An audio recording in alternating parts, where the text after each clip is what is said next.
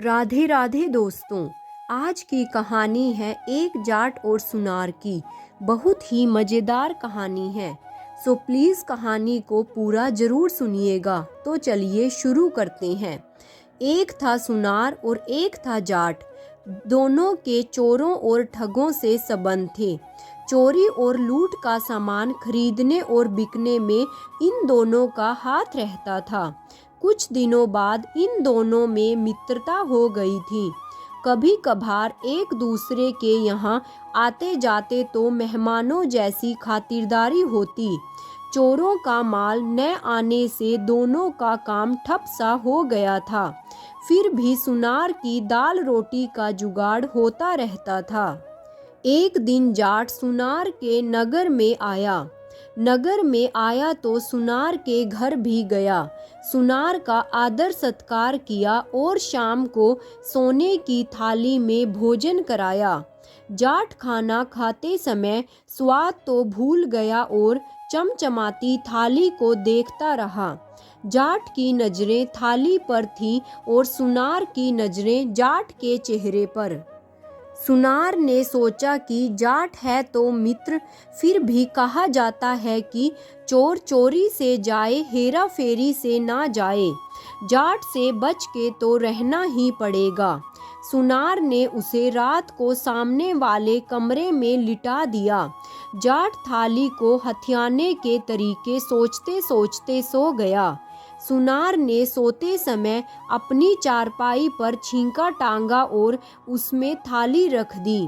उस थाली में एक लोटे की सहायता से ऊपर पानी भर दिया और उसके नीचे सुनार सो गया। जाट की रात को आंख खुली तो उस थाली को तलाशने की सोचने लगा।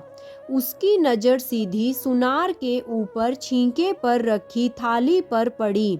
वह आया और बड़ी सावधानी से थाली को हल्के से छुआ और उचक कर देखा। थाली पानी से लबालब है। थोड़ा सा धक्का लगने से थाली का पानी छलक कर सुनार के सीने पर जा गिरता। जाट के दिमाग में एक युक्ति आई। उसने चूल्हे की राख एक दूसरी थाली में भर ली। सुनार के कमरे में पहुंचकर वह छींके पर रखी थाली में राख डालता रहा। राख वाली थाली सारा पानी सोख गई। उसने सावधानी से थाली उतारी और घर के बाहर निकल गया। थोड़ी ही दूर सामने एक गड्ढा था। जाट ने थाली उसी गड्ढे में गाड़ी और आकर सो गया। सुनार की आंख खुली तो उसने ऊपर देखा, थाली गायब थी। वह उठा और दबे पांवों जाट की चारपाई के पास गया। उसने देखा कि जाट के पैर गीले हैं। वह समझ गया कि जाट थाली को सामने वाले गड्ढे में गाड़ आया है।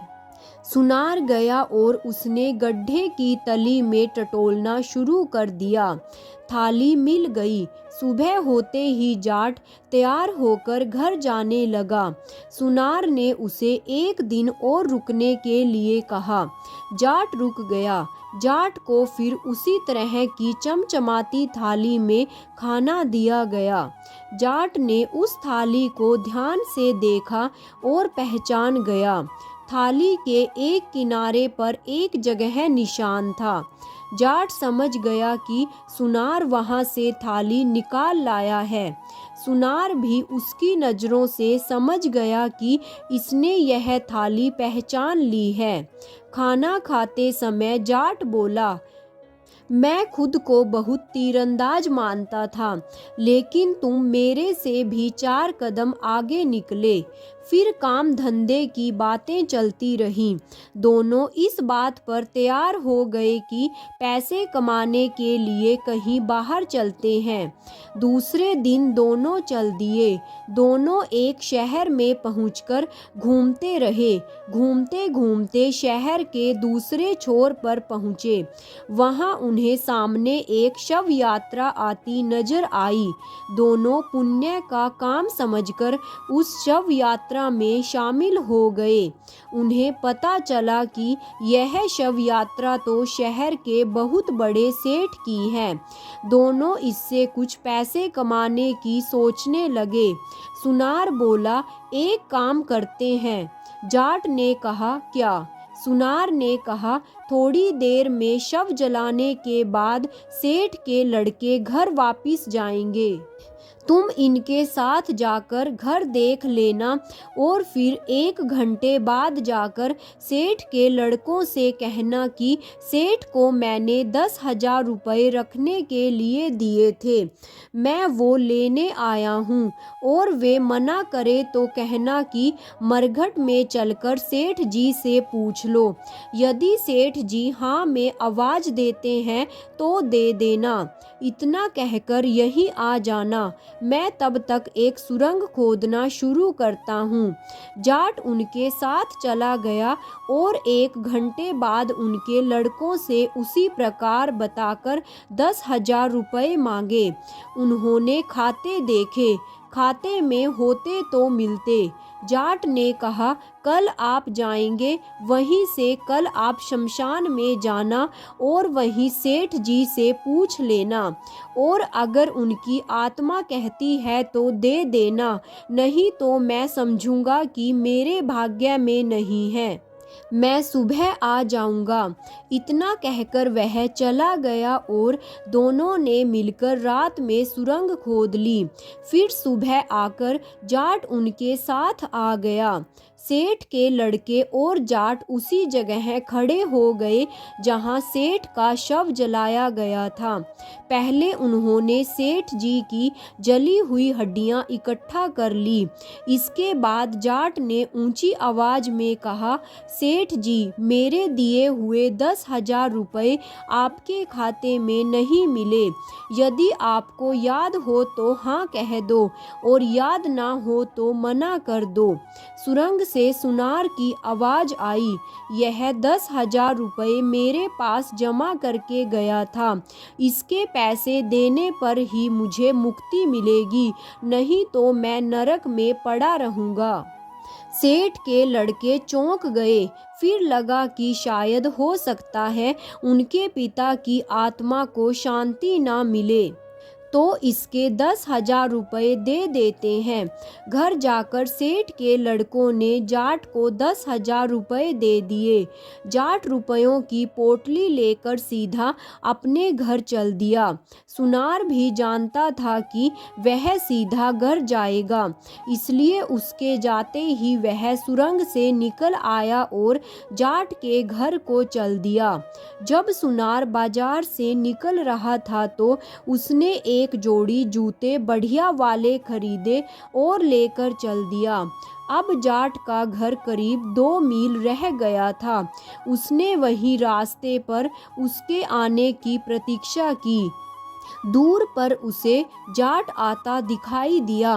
उसने एक जूता वहीं डाल दिया और आगे बढ़ गया। एक जूता उसने एक फलांग की दूरी पर डाल दिया। जूते डालकर वह एक पेड़ के आड़ में खड़ा हो गया। जब जाट पहले जूते के पास से निकला तो उसका मन ललचाया, लेकिन एक जूता होने के कारण वह आगे बढ़ गया। आगे जाकर उसे उसी जूते के साथ का दूसरा जूता दिखाई दिया। उसका मन ललचाया। उसने इधर उधर देखा, कोई दिखाई नहीं दिया। उसने पोटली वहीं रखी और तेज कदमों से पीछे वाला जूता लेने के लिए लौट गया। इधर सुनार ने रुपयों की पोटली सिर पर रखी और खेतों में छिपता छिपाता गायब हो गया। जब जाट जूता लेकर वापस आया तो उसने देखा कि पोटली गायब है। उसने जूते वहीं फेंके और सुनार के घर को चल दिया।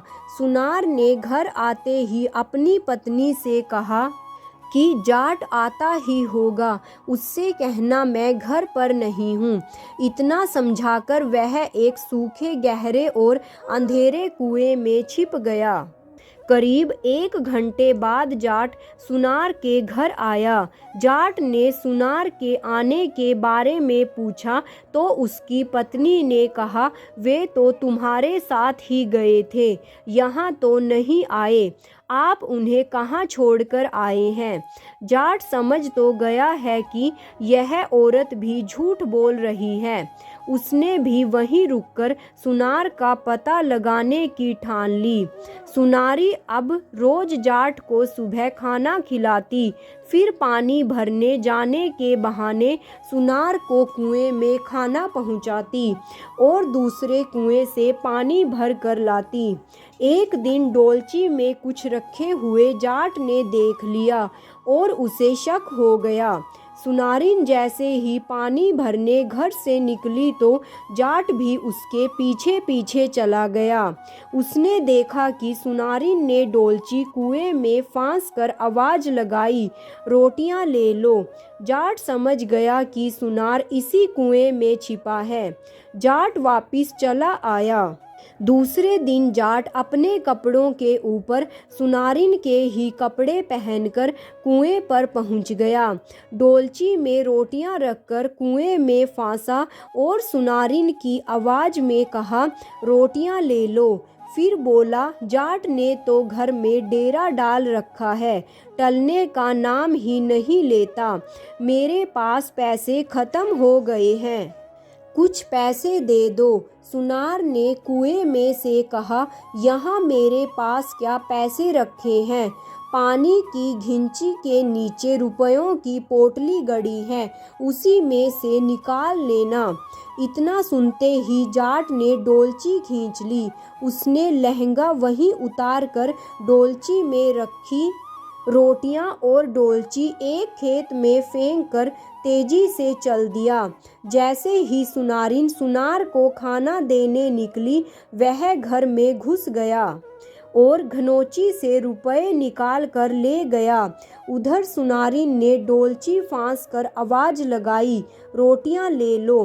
तो सुनार ने कहा कि तू अभी तो रोटियां देकर गई है। तुरंत उसी क्षण उसके दिमाग में आया और बोला, जल्दी निकाल कुएं से बाहर, जाट सब रुपए लेकर चला गया होगा। दोनों घर पहुँचे तो देखा कि पानी की घिंची खुदी पड़ी है, उसमें 1 रुपया भी नहीं निकला। सुनार बड़ा दुखी और उदास होकर बोला, मैं खुद को ही सबसे अधिक होशियार समझता था, लेकिन मेरे जैसे होशियार दुनिया में एक से बढ़कर एक हैं। दोस्तों, यह कहानी यहीं समाप्त होती है। अगर आपको कहानी पसंद आई हो तो प्लीज़ लाइक और शेयर करना मत भूलिएगा, और अगर आप चैनल पर नए हैं तो चैनल को सब्सक्राइब कर लीजिएगा। कहानी सुनने के लिए आपका बहुत बहुत धन्यवाद। राधे राधे।